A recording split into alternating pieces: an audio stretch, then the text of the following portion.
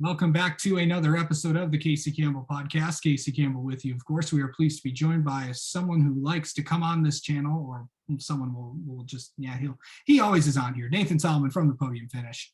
Of course, he was at Richmond this weekend covering here. Of course, you saw him on Saturday talking about the Xfinity race. How was Richmond? It was good. Really enjoyed it. Let me clarify though. I never said I like to come on. I just do come on. No, I'm just kidding. But no, it's always good to always going to be on, talk some NASCAR and racing and everything. Whatever else. I mean, yeah, I'm not sure if Jonathan likes coming. No, I'm kidding. Jonathan loves coming on here as well as everybody else. So here is I figured that with you just recently came on the scene. I figured like we kind of get to know you outside how you got to where you are.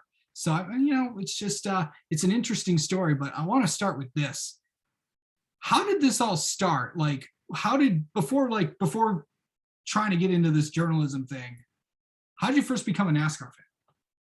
How did I first become a NASCAR fan? So back in 2008, I was 6 years old, I think I was. And in February, I was just kind of sitting on the couch with my parents, and we were kind of flipping through the channels, just finding something to watch on a Sunday afternoon.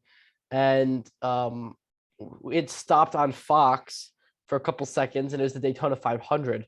And then my parents skipped past it. And then I was like, wait, go back.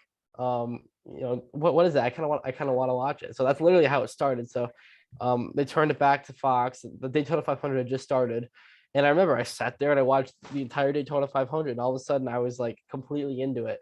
And Ryan Newman won that race. I remember that pretty clearly. And then that's kind of started my NASCAR fandom. So I know you've been in and out of your fandom as I've gotten to know you over the past few months.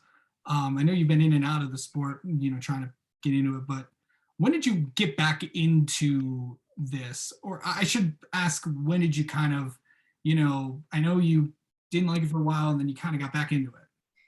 Yeah, so I think at the end of 2016, that's when I kind of lost interest a little bit from the sport. I don't really know why I lost interest. It wasn't as appealing to me anymore for some rhyme or reason. I don't really know why. But at the end of 2016, I stopped watching, basically. I remember I watched the 2016 championship race. I watched Carl Edwards get wrecked by Joey Logano. I watched Jimmy win the 7th. And then I didn't watch it. I don't think I watched the race until that fall 2017 Talladega race. I remember watching that because I remember watching Suarez get wrecked when he was in the 19 for the lead. And I just remember Dale Jr.'s like his last go around at Talladega. Yeah. From there, I don't think I watched a race at all until the 2020 Daytona 500. So I basically went 2 years without watching the sport whatsoever. Basically 3 years. Yeah.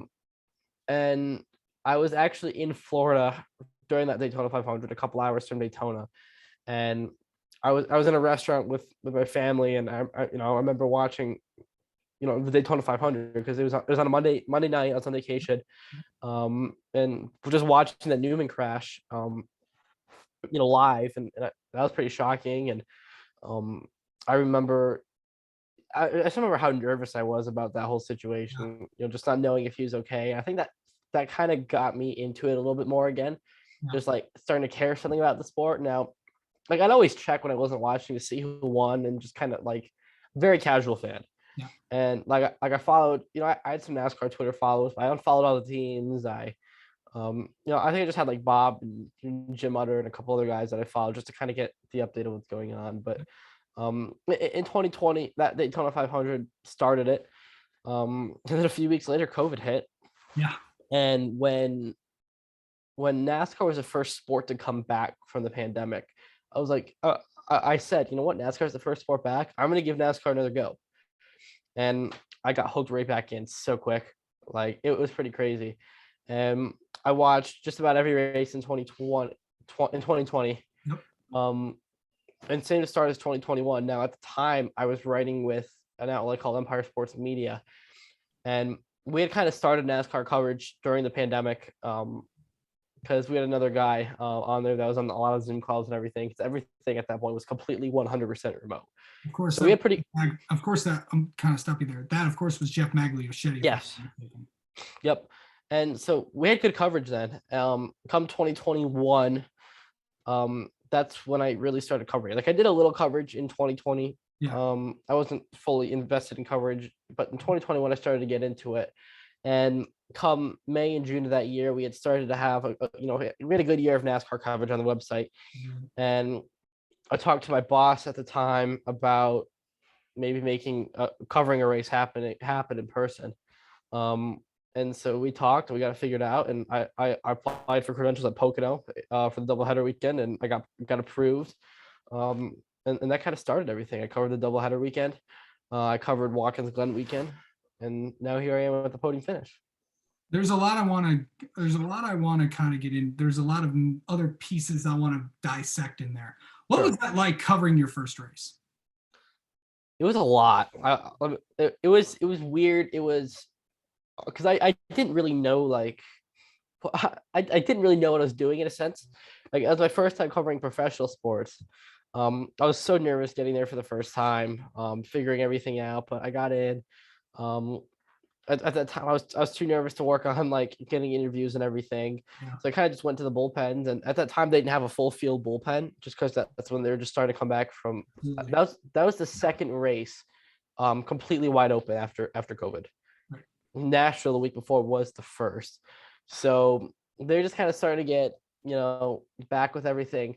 So I mean, I talked to a lot of drivers, just post race bullpens and media center, because there's actually a lot of crashes that weekend, unfortunately.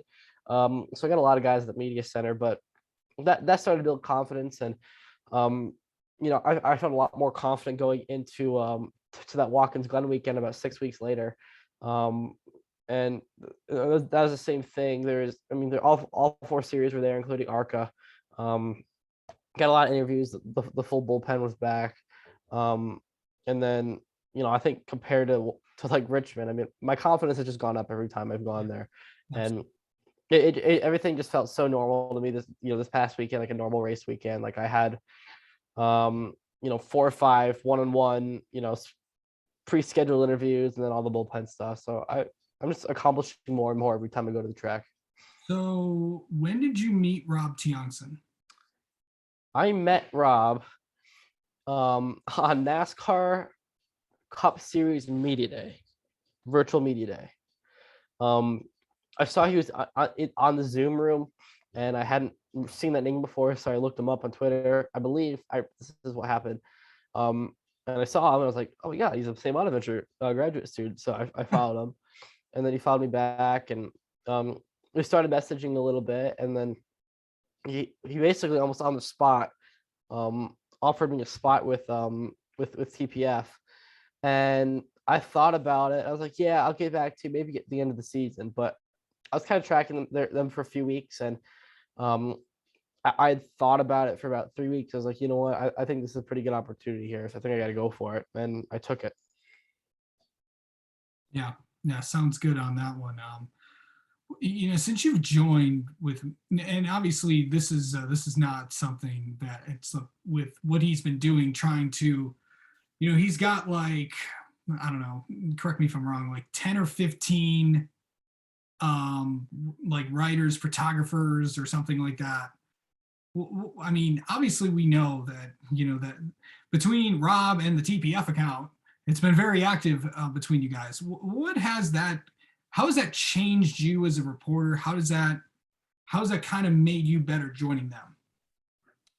I think there's a lot more structure there with at the Podium Finish. Like there, the racing is the priority. With Empire Sports Media, New York sports were the priority, and NASCAR was kind of pretty far down on the priority list. So I was basically told where I could kind of do whatever I want there. But now there's a lot more structure. We can figure out okay, I'm gonna target this guy for stuff, and Rob is gonna target this guy, and this person's gonna target kind of this person and do an interview with them. So I think just dividing and conquering, just having a lot more structure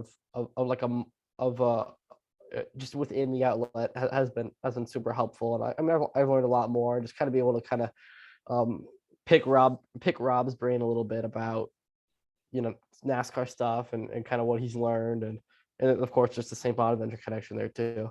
Yeah. The funny thing is, it's like, Rob's first season covering NASCAR was 2008. The year that you got into NASCAR was 2008 as well. So that kind of was like, it's kind of like, it kind of all comes full circle, doesn't it?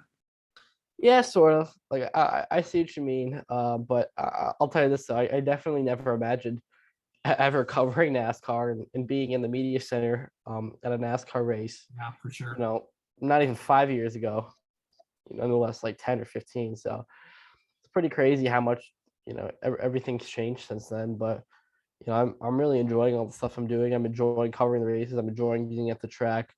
And I'm excited for more opportunities I'm going to have this year to be at the track. And you're only 19 years old. I am. I covered my first race at 18. That's pretty insane. So there's another part of this that, when they tried to, I know that Rob's been trying to new ideas and trying to launch new things. When he came to you and said, "Oh, let's relaunch TPF Live or partner with, the radio station that you work for, WSBU out in Bonnieland, or St. Bonaventure University, I should say." What was that like? Kind of like, hey, let's do this, host a podcast together. Honestly, I don't even remember. I think I had kind of just brought up, because I'd been there for a few weeks. He kind of brought up that he wants to try different things. I was like, oh, ever try a podcast? Or I don't even remember 100% how it started, but we had both kind of talked about like, oh, it'd be cool to have a podcast. He was like, yeah, we had it before, back in like 2014. I think we both kind of agreed, like, what, obviously I'm kind of the new blood here, but let's give it a shot. Let's try it and see what happens. And here we are. I mean, we're kind of going on 25 episodes already, which is pretty crazy to think that I've been with TPF for like 6 months now, over 6 months.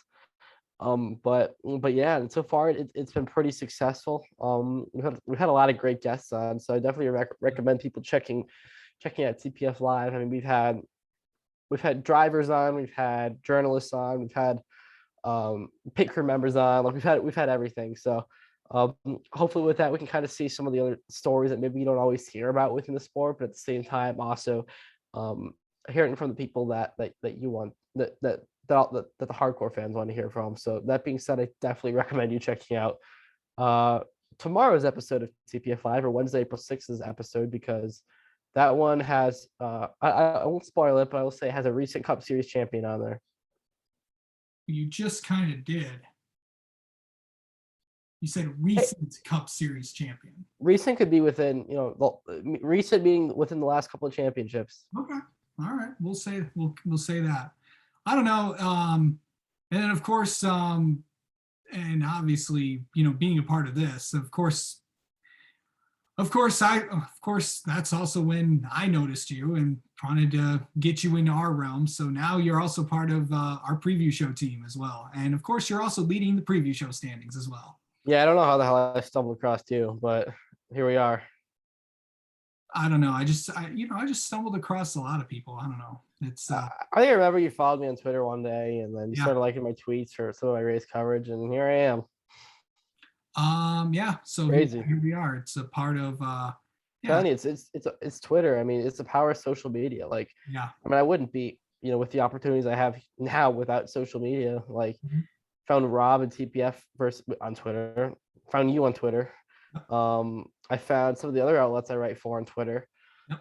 Like some of the basketball stuff. Like, I write for like Ivy Hoops Online. Yep. That was my first writing gig when I was a junior in high school, and I still write for them today. I found that on Twitter. I found Empire Sports Media on Twitter. Like, sometimes we joke about Twitter kind of being the be all end all and your news source for everything. But I mean, I wouldn't be where I am right now without Twitter. Seriously. Yeah, me too. Perfect. Best spot, best interview that you've done. Like a one, like, are you talking like bullpen or like? And one-on-one. One-on-one. I actually haven't done a whole heck of a lot of them. I had a couple good ones this weekend. I had a great talk with Ryan Vargas this weekend. So definitely be on the lookout for a feature from him for within the next few days or within a week. And then I think also a very memorable one was probably Matt Benedetto, the first one-on-one interview that I was able to do back in October of last year. So that was pretty cool. Yeah, I think I remember. The reason why I remember that is I think I talked to him that day as well. So Yes, you did. I do remember that happening because I think you like messaged me like, oh, I just talked to Matt Benedetto. I was like, wait, what? I have Matt Benedetto in like 30 minutes. yeah, it's good stuff. So of course, biggest part of all this, where do you want to, I should ask this question. Where are we going to see you next? Like at the track? Yes. Dover at the end of the month. I'll be there for ARCA Menards East, NASCAR Xfinity Series, and the NASCAR Cup Series. So no idea what I'm going to do yet for interviews there, but I'm sure I'll have some great stuff. Yeah, of course. And then after that, the plan is Loudon, Loudon, Pocono, Watkins Glen, Richmond Fall, maybe Charlotte Roval, maybe. We'll see. Of course, also you're, and then of course, IMSA is going to Watkins Glen too. Yes, I am planning to be there. And gonna go SRX, maybe SRX as well. We'll see. I'd love to go there, but we'll see what happens with that. For sure. All right. Yeah. Of course. Don't forget to follow him on Twitter at nsally02, and don't forget to check out his YouTube channel. Of course, he has a lot of stuff from the bullpen. From this past weekend at Richmond, which is on his YouTube channel. You can just type in Nathan Solomon, and maybe leave a subscribe button. I don't know. Please do it. Yeah. All right. Good to talk to you, Nathan. And of course, we'll see you whenever you want to ever come on here again. Always.